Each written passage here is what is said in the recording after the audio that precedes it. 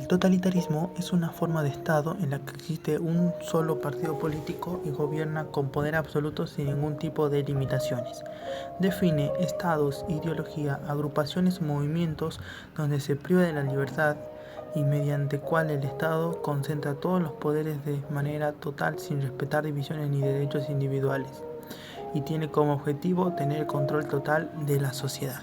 El totalitarismo se caracteriza por remover todo lo que tenga que ver con la democracia, obteniendo así un régimen de partido único. El líder totalitario obtiene poder absoluto ya que se le presenta un culto obsesivo. En un estado totalitario, los derechos individuales ya no existen ya que pasan a ser derechos colectivos. El totalitarismo también se caracteriza por implementar un sistema donde la propaganda y el terror son claves para garantizar el control de la sociedad. También censura la opinión pública y cualquier tipo de informe en los medios de comunicación que no provenga de esta. El Estado totalitario no pretende dar fundamentos legítimos de por qué están en el poder, es decir, que no da razones por las cuales está en el poder. Para entender un poco más al totalitarismo, veremos el ejemplo más claro, que es el nazismo. El nazismo, también conocido como nacionalsocialismo, se denominó al partido o movimiento social que gobernó Alemania entre 1933 y 1945. Se caracterizó por su ideología de tipo fascista, que exaltaba la raza aria, impulsaba la expansión imperial de Alemania y promovía sentimientos de antisemitismo, es decir, odio a los judíos. Y su principal símbolo era la cruz esvástica, que es la que estamos viendo en pantalla. El nazismo nace de la mano de Adolf Hitler y se considera una tercera vía de pensamiento ya que no era ni de derecha ni de izquierda, pero esto es muy confuso ya que el nombre era Partido Nacional Socialista Obrero Alemán. Y para resolver esta duda, muchos profesores, como por ejemplo el profesor de Lingüística y Semiótica de la USP, Isidoro Bilskem, dice que lo fundamental es el término nacional y no socialista, ya que esa es la línea de fuerza fundamental del nazismo, defender lo que es nacional y lo propio de los alemanes. De ahí la llamada teoría del arianismo o la raza aria.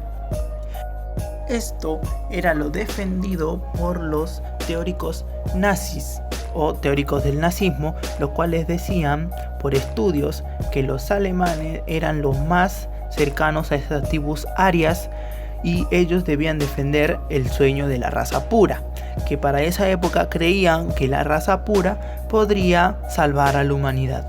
Y al mismo tiempo, el nazismo significaba una revolución social en Alemania. El partido también dejaba claro su oposición respecto al marxismo.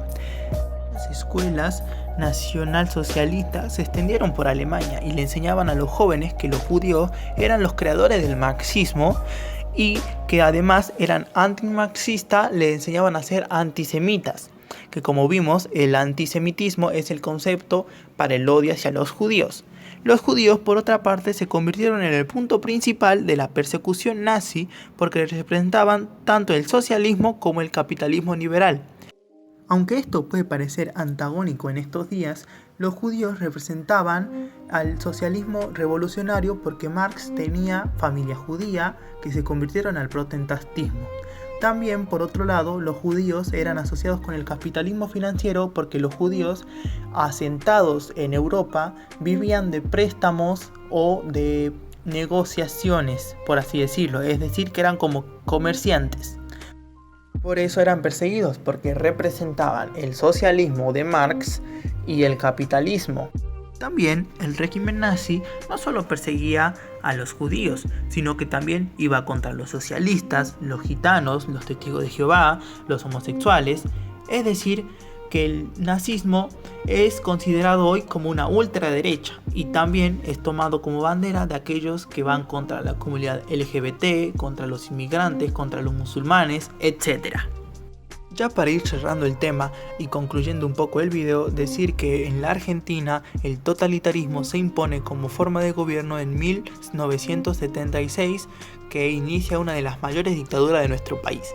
En esta dictadura se incrementan las persecuciones judías que habían iniciado en 1960, ya que desde esa época había algunos asentamientos judíos. En el país existen numerosos testimonios del terrorismo que sufrió el Estado, señalando especialmente a los judíos. Y hay números y datos que afirman que el desaparecimiento de judíos es proporcionalmente mayor al del resto de la población.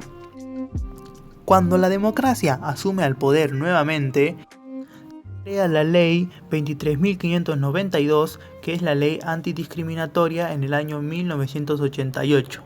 Se crea también el INADI, Instituto Nacional contra la Discriminación, la Xenofobia y el Racismo, en el año 1995.